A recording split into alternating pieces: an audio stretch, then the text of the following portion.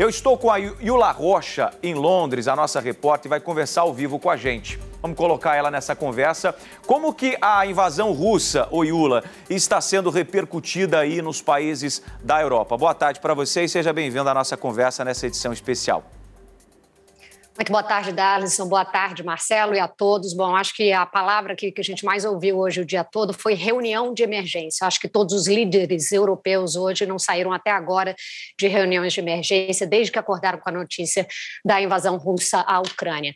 Membros do G7, membros da OTAN, membros da União Europeia estão todos reunidos para dar uma resposta coordenada a Putin. Aqui em Londres, por exemplo, o primeiro-ministro Boris Johnson, ele fez um curto, porém duro pronunciamento na TV, e logo mais às 5 horas da tarde daqui, que seriam 2 horas da tarde aí no Brasil, ele vai anunciar ao parlamento que chamou de um pacote massivo de novas sanções econômicas, de novo coordenadas com líderes europeus. O presidente francês Emmanuel Macron também fez um pronunciamento na TV francesa, disse que a resposta vai ter o mesmo nível de agressão da agressão russa e que essa invasão marca uma mudança significativa na história da Europa. Está muito claro que os líderes daqui estão tratando essa incursão como uma crise global, não há dúvida disso. O Boris Johnson disse que esse foi um ataque à liberdade e à democracia, o que é uma declaração muito séria, porque exige uma resposta à altura das maiores nações democráticas do Ocidente. O Boris Johnson também, que tem tentado implementar uma agenda ambiental aqui desde a COP26, né, a cúpula climática da ONU, que aconteceu em Glasgow no ano passado, voltou a dizer que a Europa tem que reduzir a dependência ao gás natural russo, lembrando que 40% do gás natural, tenho certeza que vocês já falaram bastante sobre isso aí no estúdio, consumido aqui na Europa vem da Rússia. O Boris Johnson, ele foi até além, ele falou que a missão britânica é primeiramente diplomática, que naturalmente já fracassou até o momento, depois política, econômica, que está sendo implementada agora através das sanções econômicas, e eventualmente militar. Mas, claro, ninguém até agora falou em envios de tropas diretamente ao fronte para lutar com essas forças ucranianas, mas sim reforços de tropas para a região e o suprimento de armas e recursos balísticos. O jornal The Guardian, por exemplo, acaba de publicar uma informação vazada de que a Europa está pronta para impor sanções também contra a Bielorrússia, apesar dos apelos incessantes ao país para que eles não entrem diretamente na guerra ao lado da Rússia. Eles estão facilitando ali, obviamente, o deslocamento das tropas russas na fronteira ali com a Ucrânia. Então, o que eu posso resumir é que definitivamente o clima é de muita tensão aqui na Europa. A gente tem acompanhado, acho que a cada minuto entram informações novas e tudo indica que será uma noite muito longa por aqui e nos dias a se seguir. Ô Yula, a gente viu você falando aí sobre as sanções econômicas e é meio que consenso entre os analistas que as sanções aplicadas até agora são muito brandas, que não fizeram assim muito estrago na Rússia, porque a gente sabe também que a Rússia se preparou para esse momento, como disse a professora que falou com a gente agora há pouco, e ela tem mais de 600 bilhões de dólares em reservas. A gente sabe que isso garante aí uma certa tranquilidade no curto prazo, mas espera-se algo que realmente possa, digamos assim, ferir as finanças da Rússia para que qualquer tipo de sanção tenha efeito, né? Exatamente, Marcelo. E aqui tem uma crítica muito grande, inclusive da oposição ao governo de Boris Johnson, que vocês sabem muito bem, está metido aí numa imensa crise política, porque aqui Londres, especialmente a capital britânica, é tratada quase como um paraíso fiscal de lavagem de dinheiro para muitos oligarcas russos que têm aqui propriedades na capital britânica, essas propriedades que ficam vazias aí nos bairros nobres daqui.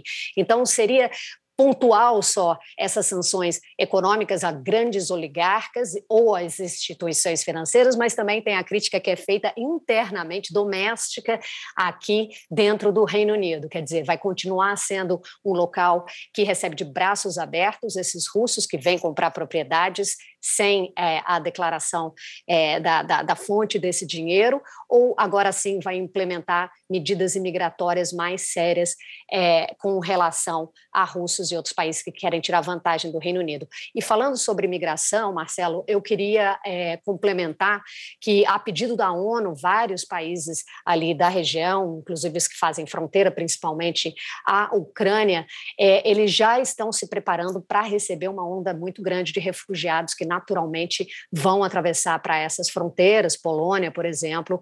Então, eles já estão preparando tendas e também hospitais de campanha para tratar possíveis feridos, militares feridos nessa guerra.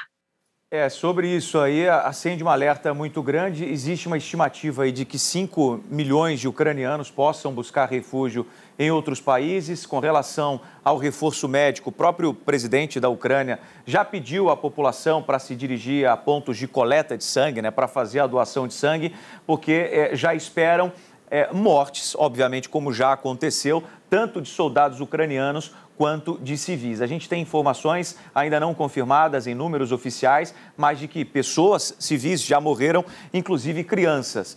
A Iula e o Marcelo estavam falando sobre as sanções e você se referiu principalmente às sanções aí no Reino Unido. Eu tenho aqui uma série de sanções que foram aplicadas desde que Putin ameaçou invadir a Ucrânia, né? A Ucrânia e a própria Rússia são grandes produtores também de gás. E a Alemanha suspendeu a operação de um gasoduto importante, que tem 1.200 quilômetros, com uma capacidade de 55 bilhões de metros cúbicos de gás por ano, né? Esse gasoduto, ele liga a Rússia diretamente até a Alemanha. Portanto, essa operação está suspensa. Já, só faltava ser certificado. E aí paralisou o processo. Essa é uma das sanções importantes que foram aplicadas, né, que afeta, de uma maneira geral, a economia não só da Rússia, mas até mesmo do país que faz a sanção. Os Estados Unidos proibiram os investimentos, comércio e financiamento americano nas províncias separatistas, ou seja, naquelas regiões da própria Ucrânia. Os Estados Unidos ainda congelaram bens de pessoas e empresas russas. Como disse agora há pouco a Iula, o Reino Unido já anunciou sanções a 5 bancos russos e a União Europeia deve restringir bancos envolvidos no financiamento de atividades separatistas. O Ocidente, de uma maneira geral, pode tornar ilegal que países e empresas comprem petróleo da Rússia. Tudo isso está sendo decidido através dessas reuniões emergenciais que praticamente todos os países da Europa, principalmente, convocaram às pressas hoje. Lembrando que a economia da Rússia é extremamente dependente da venda de gás e petróleo no exterior. Ou seja, o mundo todo está de olho no que está acontecendo nesse confronto, porque a gente pode ter, sem dúvida nenhuma, impactos em todos os sentidos, né?